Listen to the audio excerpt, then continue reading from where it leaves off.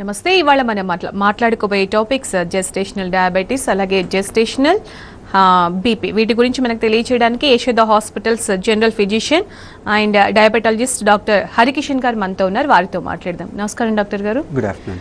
First of all, gestational diabetes అంటే ఏంటండి? దాని గురించి చెప్పండి. ఓకే, జెస్టేషనల్ డయాబెటీస్ లేమన్ టర్మ్స్లో ప్రెగ్నెన్సీ ఇండ్యూస్డ్ డయాబెటీస్ ఆర్ గర్భం వల్ల వచ్చే డయాబెటీస్ లేదా గర్భం వల్ల వచ్చే మధుమేహ వ్యాధి.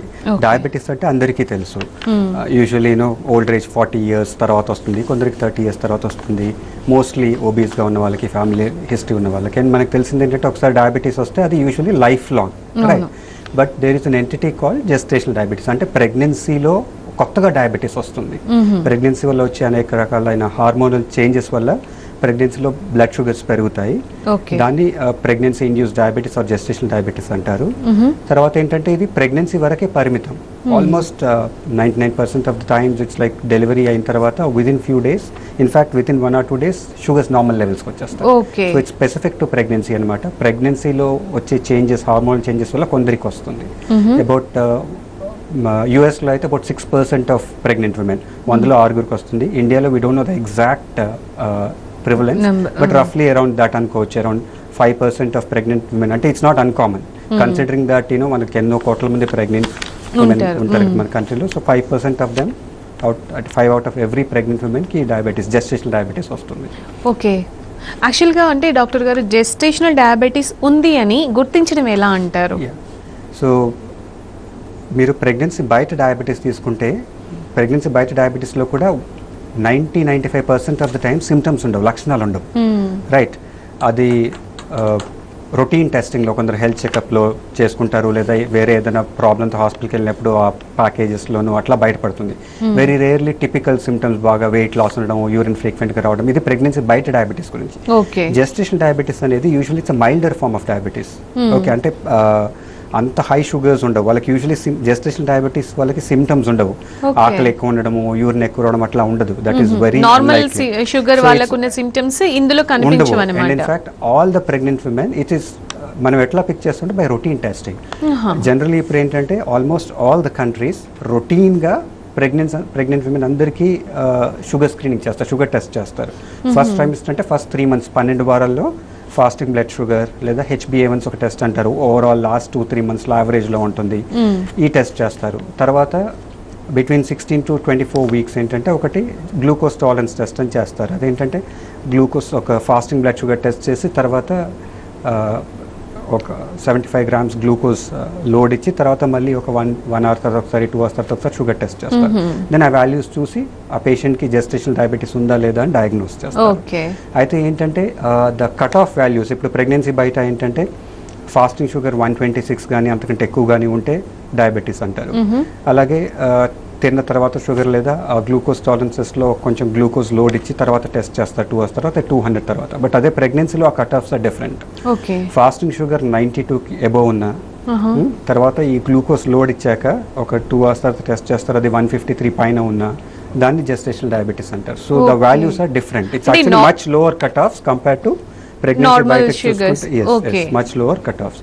ఎందుకంటే ప్రెగ్నెన్సీలో షుగర్స్ కాస్త ఎక్కువ ఉన్నా కూడా వాటికి దాని ఇల్ ఎఫెక్ట్స్, బ్యాడ్ ఎఫెక్ట్స్ చాలా ఉంటాయి, బోత్ మదర్ మీద అండ్ బేబీ మీద.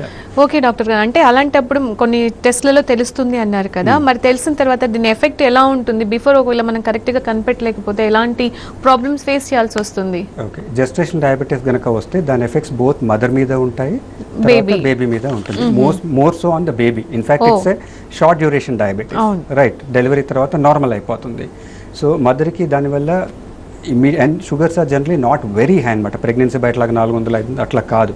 సో మదర్కి యూజువల్లీ దానివల్ల పెద్ద ఎఫెక్ట్ అంటే మరీ ఎక్కువగా ఉండదు. ఆబ్వియస్లీ ఎనీబడి ఇంక్రీజ్ షుగర్ ఎక్కువగా ఉంటే ఇన్ఫెక్షన్స్ రావడానికి ఎక్కువగా అవకాశం ఉంటుంది. ఇప్పుడు ప్రెగ్నెన్సీలో already pregnancy by it self ఏంటంటే గర్భంలో ఉన్న వాళ్ళకి యూరినరీ ఇన్ఫెక్షన్స్ కామన్గా వస్తాయి. ఇన్ఫ్యాక్ట్ ప్రెగ్నెన్సీ ఉన్న వాళ్ళకి రొటీన్గా యూరిన్ కల్చర్ రిపోర్ట్ సిమ్టమ్స్ లేకున్నా కూడా, యూరిన్లో బర్నింగ్ అట్లా లేకున్నా, ఫీవర్ లేకున్నా కూడా ప్రెగ్నెన్సీలో 2 to 3 times urine culture test చేస్తారు. ఈ షుగర్ ఉంది అంటే ఆ రిస్క్ ఆఫ్ ఇన్ఫెక్షన్స్ పెరిగిపోతాయి. ఓకే. సో అది during pregnancy risk of infection ఎక్కువగా ఉంటుంది. డెలివరీ తర్వాత లేదా ఎస్పెషలీ సిజేరియన్ అయిన వాళ్ళకి ఈ షుగర్ ఉన్న వాళ్ళకి ఆ రిస్క్ ఆఫ్ ఇన్ఫెక్షన్ కొంచెం ఎక్కువగా ఉంటుంది, పోస్ట్ ఆపరేటివ్ ఇన్ఫెక్షన్స్ కూడా. ఓకే. బట్ ద ప్రాబ్లం ఏంటంటే బేబీకి ఎక్కువగా ఇష్యూస్ ఉంటాయి.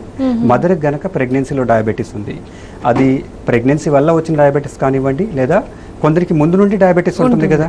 అవును.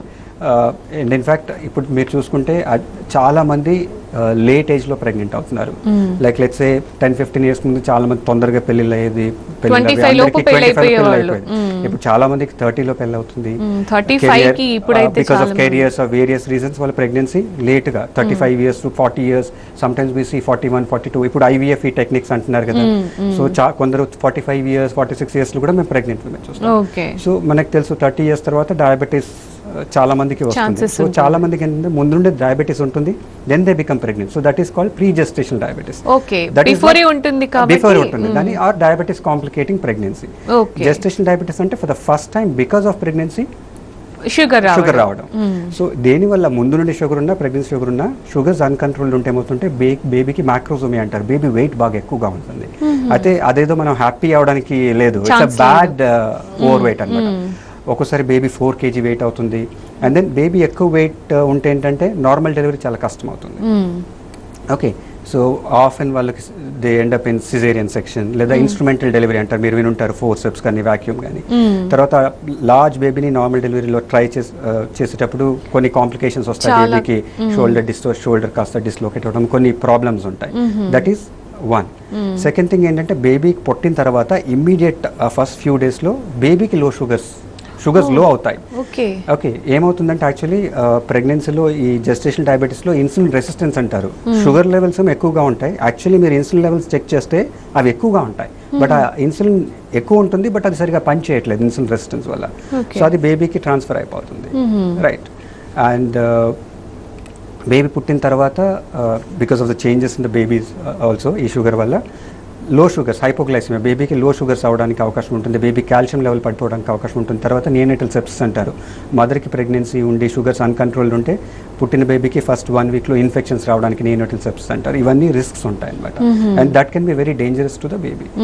సో ఆబ్వియస్లీ మదర్కి డయాబెటీస్, మదర్ కూడా అంటే నార్మల్ డెలివరీ కాకపోవడం, సిజేరియన్ అవడానికి ఎక్కువ అవకాశం ఉంటుంది, ఎందుకంటే బేబీ ఓవర్ వెయిట్ ఉంటుంది. That's not a healthy happy over weight, it's a bad wait.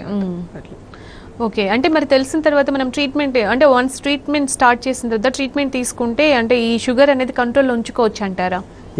ఎలాంటి ట్రీట్మెంట్ ఉంటుంది present? So gestational diabetes diagnose అయింది అనుకోండి, సో సింపుల్ బ్లడ్ షుగర్ టెస్టింగ్తో వేరియస్ మెథడ్స్ ఉంటాయి, బట్ కట్ ఆఫ్స్ ఆర్ రఫ్లీ ఫాస్టింగ్ షుగర్ 92 తిన్న తర్వాత, అంటే గ్లూకోజ్ వేరియస్ డెఫినేషన్స్ ఉంటాయి. ఒక 2 hours ఆఫ్టర్ గ్లూకోజ్ లో టెస్ట్ అబౌవ్ 153 ఉంటే దాని జెస్టేషనల్ డయాబెటీస్ డయాగ్నోస్ చేస్తే ఫస్ట్ ఇనిషియల్ ఏంటంటే if the sugars are very high డైరెక్ట్గా మెడిసిన్ స్టార్ట్ చేస్తాం. మోస్ట్ ఆఫ్ ద టైమ్స్ ఏంటంటే అవి బార్డర్ లైన్ ఉంటాయి, ఫాస్టింగ్ ఒక 100 ఉండడము, తిన్న తర్వాత ఒక 160, 170 ఉండడం. వాళ్ళకి ఏంటంటే ఫస్ట్ మేము న్యూట్రిషనల్ మేనేజ్మెంట్ అంటారు, dietary modifications.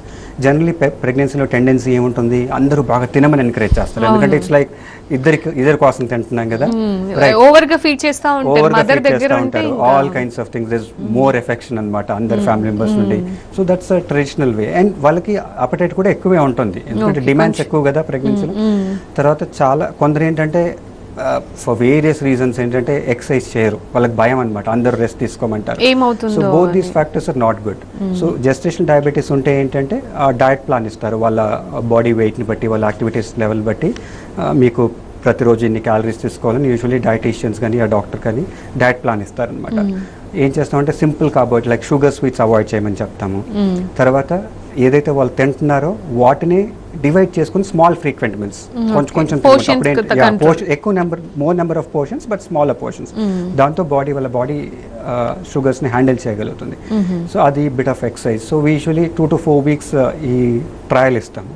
And then we tell them to check sugars. ఈ న్యూట్రిషనల్ మేనేజ్మెంట్ ఈ డయట్ ట్రయల్ ఇచ్చేటప్పుడు గ్లూకోమీటర్ అని ఉంటుంది కదా, షుగర్ చెక్ చేసుకునే machine, twice weekly, every week twice at least 2 times చెక్ చేసుకోమంటారు. ఫాస్టింగ్ షుగర్, తిన్న తర్వాత షుగర్, తర్వాత ఈవినింగ్ ఒకసారి before dinner.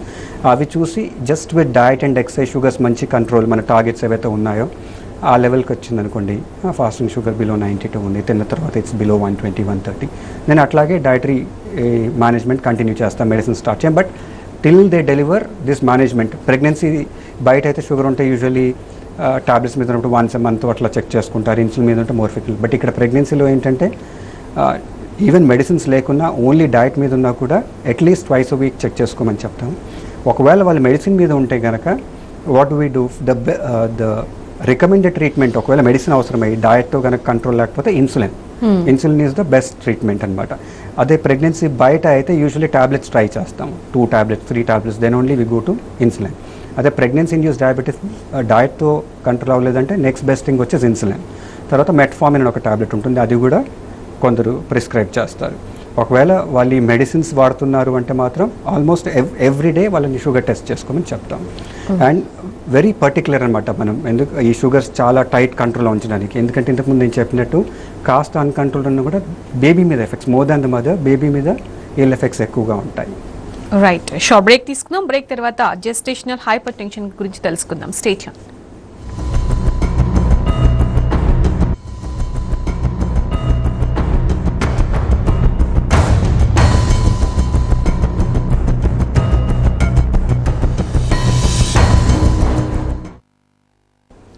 Welcome back.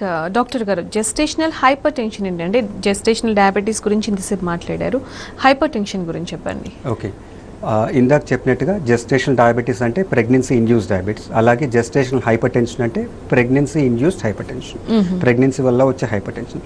Hyper tension అనేది అందరూ వినే ఉంటారు నార్మలీ ఓల్డ్ ఏజ్ గ్రూప్లో, లైక్ చాలామందికి almost like about 15% above 40 years తీసుకుంటే కనుక మోర్ దాన్ 10% పీపుల్ పాపులేషన్లో మనకి బ్లడ్ ప్రెషర్ ఉంటుంది.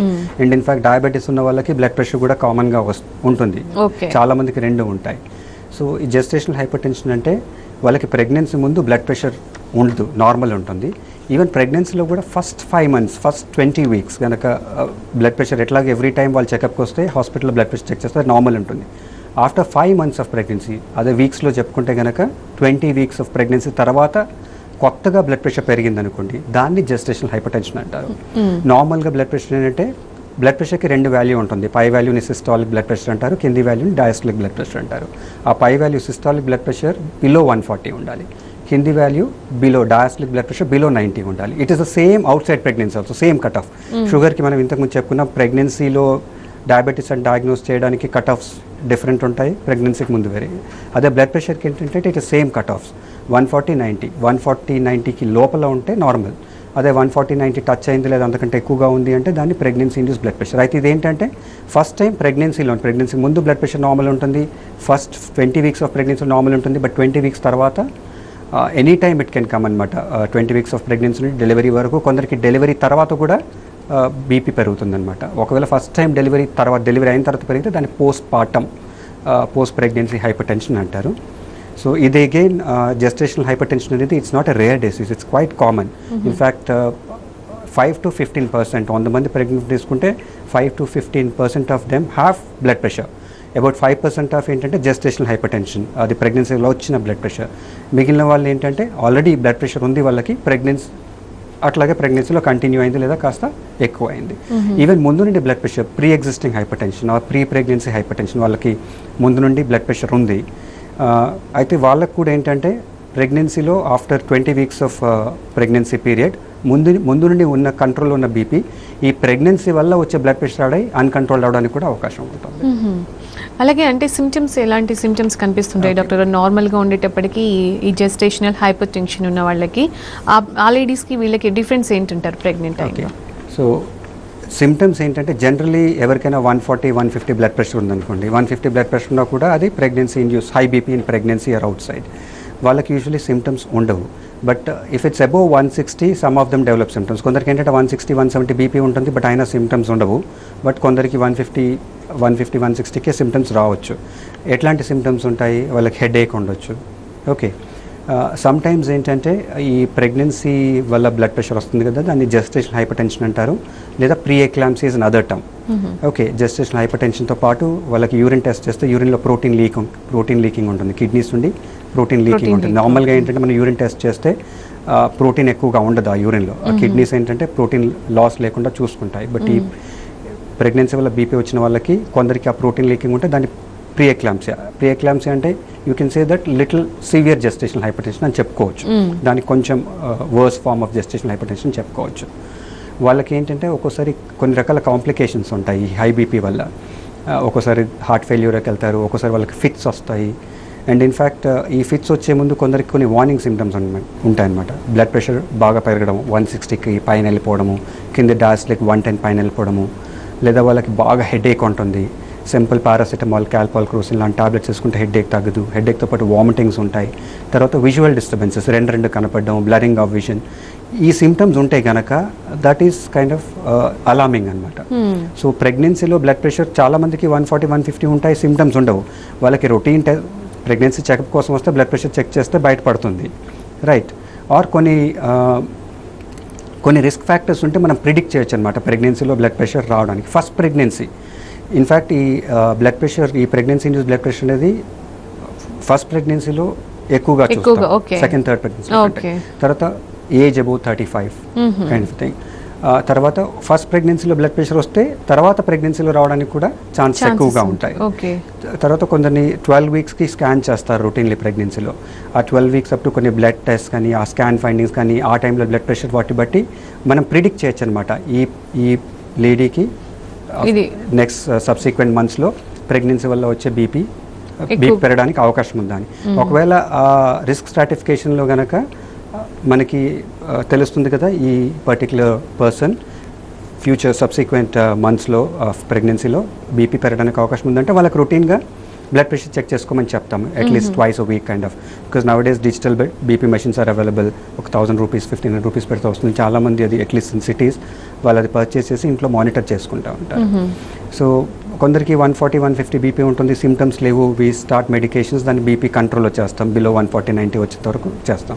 బట్ నేను ఇంతకుముందు చెప్పిన సిమ్టమ్స్, సివియర్ హెడేక్ కానీ, బ్లరింగ్ ఆఫ్ విజన్ కానీ, బాగా వామిటింగ్స్ అవుతున్నాయి, ఇట్లాంటి సిమ్టమ్స్ ఉంటే మాత్రం దట్స్ అ వార్నింగ్ అనమాట ఈ పర్టికులర్ ప్రెగ్నెంట్ లేడీ కాంప్లికేషన్స్ రావడానికి.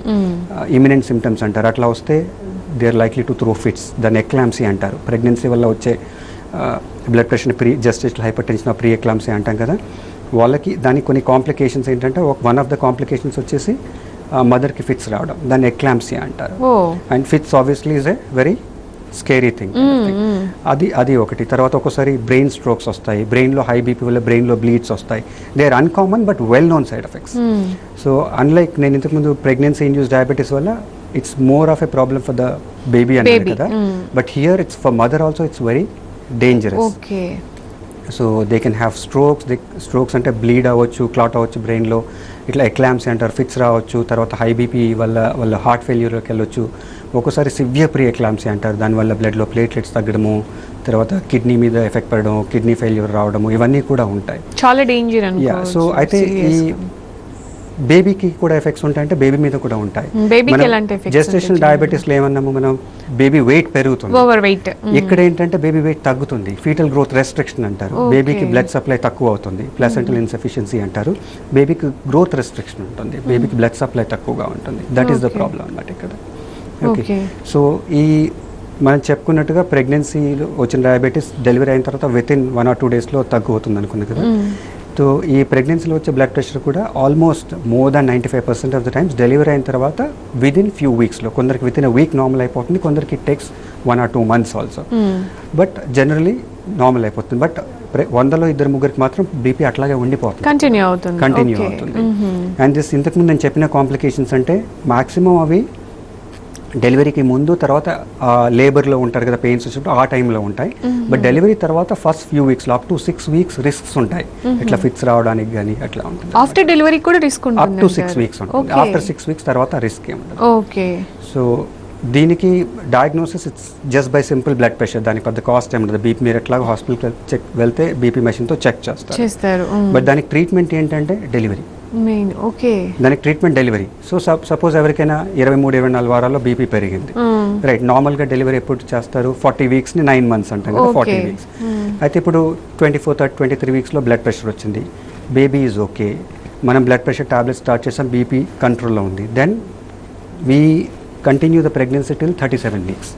37 వీక్స్ని టర్మ్ ప్రెగ్నెన్సీ అంటారు. అప్పటికి బేబీ మెచ్యూర్ అవుతుంది. సో ఇప్పుడు ఈ ప్రెగ్నెన్సీ వల్ల వచ్చే బ్లడ్ ప్రెషర్కి ట్రీట్మెంట్ డెలివరీ అని మనం 30 వీక్స్కి డెలివరీ చేసామనుకోండి, baby is premature, right? Baby is very small, బేబీకి చాలా ప్రాబ్లమ్స్ వస్తాయి. ఓకే, బేబీ బ్రెయిన్ డెవలప్మెంట్ కూడా అంతగా ఉండకపోవచ్చు. సో అందుకే as long as mother's condition, baby condition మనకి కనుక పర్మిట్ చేస్తే 37 వీక్స్ వరకు లాగేస్తాం. Okay, there are certain conditions, severe pre eclampsia అంటే where blood pressure is 160+. Okay, then వాళ్ళకి 34 వీక్స్లో డెలివరీ చేస్తాం. ఒక్కోసారి ఏంటంటే మీరు ఇంతకుముందు చెప్పింది, కొందరికి 29-30 వీక్స్ ప్రెగ్నెన్సీ ఉంది, 2-3 టాబ్లెట్స్ ఇచ్చినా కూడా బ్లడ్ ప్రెషర్ కంట్రోల్ అవ్వట్లేదు, లేదా నేను ఇంత ఫిట్స్ వచ్చాయి, ఎక్లాంప్సీ వచ్చింది, లేదా ఎక్లాంప్సీ వచ్చే సూచనలు ఉన్నాయి, very high blood pressure, severe headache, కాస్త మెడిసిన్స్ ఇచ్చి బీపీ కంట్రోల్ చేసిన హెడ్ ఏక్ తగ్గట్లేదు. సో ఆర్ కొన్ని బ్లడ్ టెస్ట్ చేస్తాం అనమాట, హెల్ప్ సిండ్రోమ్ అంటారు, వేరే అక్కడ ప్లేట్లెట్స్ పడిపోతాయి, ఒకసారి లివర్ టెస్ట్లో తేడా వస్తుంది, తర్వాత ఒకసారి కిడ్నీ మీద ఎఫెక్ట్ పడుతుంది. సో ఈ బీపీ వల్ల ఈ ఫిట్స్ వచ్చే అవకాశం కనపడుతుంది, ఆ సూచనలు కనపడతాయి, లేదా ఆల్రెడీ కొన్ని అవయవాల మీద మనకి డ్యామేజ్ ఎఫెక్ట్ కనపడుతుంది, కిడ్నీ ప్రాబ్లం కానీ, వెరీ లో ప్లేట్లెట్స్ కానీ, తర్వాత ఈ ఫిట్స్ వస్తే కానీ వెంటనే డెలివరీ చేస్తాం, ఇర్రెస్పెక్టివ్ ఆఫ్ ద ఏజ్. ఎందుకంటే జెస్టేషనల్ ఏజ్ అంటే 29-30 వీక్స్ అయినా కూడా ఇఫ్ ఈ కంటిన్యూ ద ప్రెగ్నెన్సీ, ఇవన్నీ ఉన్నా కూడా కంటిన్యూ చేస్తే దెన్ మదర్కి ఇట్స్ వెరీ రిస్కీ, ఒక్కోసారి mother can die also. So అప్పుడు ఏంటంటే mother is priority, obviously, right? Any time mother is priority. But mother స్టేబుల్గా ఉండి బ్లడ్ టెస్ట్ కానీ, మదర్ కండిషన్ కానీ, బేబీ కండిషన్ స్టేబుల్గా ఉంటే then as many up to 37 weeks వీలైనంత వరకు ప్రెగ్నెన్సీ కంటిన్యూ చేస్తారు. రైట్, కాలర్ లైన్లో ఉన్నారు సాయి ప్రసన్న, హైదరాబాద్ నుంచి. సాయి ప్రసన్న గారు, డాక్టర్ గారు ఉన్నారు, మాట్లాడండి మా. నమస్తే డాక్టర్ గారు. నమస్కారం. సార్, ఇప్పుడు నాకు యాక్చువల్గా ఫస్ట్ బేబీ 3.5 ఇయర్స్ అండి. ఓకే. తను 3.5 ఇయర్స్ తర్వాత నాకు ప్రెగ్నెన్సీ అబార్షన్ అయింది, తర్వాత మళ్ళీ బీపీ వచ్చిందండి. ప్రెగ్నెన్సీ తర్వాత అంటే అబార్షన్ తర్వాత బీపీ వచ్చిందండి. అబార్షన్ అయ్యేంత వరకు అయితే బీపీ లేదు, తర్వాత వచ్చింది 180/110 ఉంటుంది. సో ఇప్పుడు మెడికేషన్ లో ఉన్నాను, బీపీ మెడిసిన్ వాడుతున్నానండి. సో ఇప్పుడు నెక్స్ట్ ఇంకో ప్రెగ్నెన్సీకి ప్లాన్ చేస్తున్నాం డాక్టర్ గారు. మీ ఏజ్ ఎంత? ఏంటండి? మీ ఏజ్ ఎంత? 30 ఇయర్స్ అండి. 30 ఇయర్స్. మీ పేరెంట్స్ బ్లడ్ ప్రెషర్ ఉందా? ఉందండి. Okay, so those are the risk factor. 30 years పేరెంట్స్కి దానివల్ల వచ్చింది. ఇప్పుడు మీకు బ్లడ్ ప్రెషర్ ఉంటే ప్రెగ్నెన్సీ ప్లాన్ చేసుకోకూడదు అట్లా ఏమీ లేదు. ఎంతోమంది ప్రెగ్నెన్సీ ఉన్న వాళ్ళు అంటే క్రానిక్ హైపర్టెన్షన్, మీకు వచ్చిన బ్లడ్ ప్రెషర్ ప్రెగ్నెన్సీకి సంబంధించింది కాదు, అబార్షన్ అయిన తర్వాత కాస్త టైం తర్వాత వచ్చింది, అది ప్రెగ్నెన్సీకి సంబంధించింది కాదు. ఇప్పుడు బీపీ కంట్రోల్లో ఉంది. కాకపోతే ఏంటంటే మీరు నెక్స్ట్ ప్రెగ్నెన్సీ ప్లాన్ చేసే ముందు మీరు డాక్టర్ని కలిస్తే కొన్ని రకాల ఆ బీపీ మెడికేషన్స్ చేంజ్ చేస్తారు. కొన్ని రకాల బీపీ మెడిసిన్స్ ఉంటాయి, ఏస్ ఇన్హిబిటర్స్, ఏఆర్బీస్ అంటారు, ఎనలాప్రిల్, రామిప్రిల్ అని, టెల్మిసాట్ అని, లోసాట్ అని. అవి ఏంటంటే కామన్గా యూజ్ చేసే బీపీ మెడికేషన్స్. అవి ఏంటంటే చాలామంది ఈ బీపీ మెడిసిన్స్ వాడుతుంటారు, ఆ మెడిసిన్స్ మీదే కన్సీవ్ అవుతారు, దెన్ డాక్టర్ దగ్గరికి వస్తారు. బట్ మా దగ్గరికి వచ్చాక అప్పటికే మీకు 7-8 వీక్స్ ఆఫ్ ప్రెగ్నెన్సీ ఉంటుంది. ఈ కొన్ని రకాల బీపీ మెడికేషన్స్ ప్రెగ్నెన్సీలో యూజ్ చేయకూడదు అసలు. అందుకే మీరు ప్రెగ్నెన్సీ ప్లాన్ చేసే ముందే డాక్టర్ని కలిసి ప్రెగ్నెన్సీలో ఏదైతే బీపీ మెడిసిన్స్ వాడతారో ఇప్పుడే వాటికి స్విచ్ చేంజ్ చేసేసుకుంటే అయిపోతుంది. సో బీపీ ప్రెగ్నెన్సీకి, ఇప్పుడు మీకు బీపీ ఉన్నా ప్రెగ్నెన్సీ కావాలంటే ప్లాన్ చేసుకోవచ్చు. కాకపోతే ప్రెగ్నెన్సీలో మీకు ఆస్పిరిన్ అని టాబ్లెట్స్ ఇస్తారనమాట, యూజువల్లీ 12 వారాల్లో స్టార్ట్ చేస్తారు. దానివల్ల అడ్వాంటేజ్ ఏంటంటే ప్రెగ్నెన్సీలో బీపీ మరి ఎక్కువగా పెరగకుండా అవకాశం ఉంటుంది. సో కొన్ని జాగ్రత్తలు తీసుకుంటే మనకి సక్సెస్ఫుల్ అవుట్కమ్స్ ఉంటాయి బోత్ మదర్ అండ్ బేబీకి. అంతేగాని ముందు నుండి బీపీ ఉంటే మనం ప్రెగ్నెన్సీ ప్లాన్ చేయకూడదు, అట్లా డెఫినెట్గా అట్లాంటిది ఏమీ లేదు. బట్ మీరు ప్రెగ్నెన్సీ ప్లాన్ చేసే ముందే గైనకాలజిస్ట్ కానీ ఫిజిషియన్ కానీ కన్సల్ట్ చేస్తే ఆ మెడిసిన్స్ ఏవైతే ఉన్నారో వాళ్ళు చూస్తారనమాట, అదే కంటిన్యూ చేయొచ్చా లేదా ఏమైనా చేంజ్ చేయాలా. ఎనీవే ప్రెగ్నెన్సీ తర్వాత, ప్రెగ్నెన్సీలో బీపీ మెడికేషన్స్ మేము కొన్ని రకాల మెడిసిన్స్ మాత్రమే యూజ్ చేస్తాం. ఏ మెడిసిన్స్తో మాకు చాలా ఎక్స్పీరియన్స్ ఉందో, ప్రెగ్నెన్సీలో చాలా లిటరేచర్ అవైలబుల్ ఉంది, అవి సేఫెస్ట్ ఇన్ ప్రెగ్నెన్సీ అని తెలుసు, అవే యూజ్ చేస్తాం అనమాట. బట్ కొన్ని రకాల బీపీ మెడికేషన్ మొత్తం ప్రెగ్నెన్సీలో స్ట్రిక్ట్లీ కాంట్రాఇండికేటెడ్, అవి స్ట్రిక్ట్లీ నో అనమాట. సో మీరు ఏ మెడిసిన్స్ మీద ఉన్నారో చూసుకోవడం ఇంపార్టెంట్. రైట్ డాక్టర్ గారు, జెస్టేషనల్ డయాబెటీస్ అలాగే జెస్టేషనల్ హైపర్టెన్షన్ గురించి చాలా విషయాలు తెలియజేశారు. సిమ్టమ్స్ ఎలా ఉంటాయి, ఎలాంటి కేర్ తీసుకోవాలి, ఎలాంటి మెడిసిన్ అందుబాటులో ఉందని చాలా బాగా చెప్పారు. Thank you so much. Thank you. ఇది వాళ్ళ discussion. Stay tuned to news.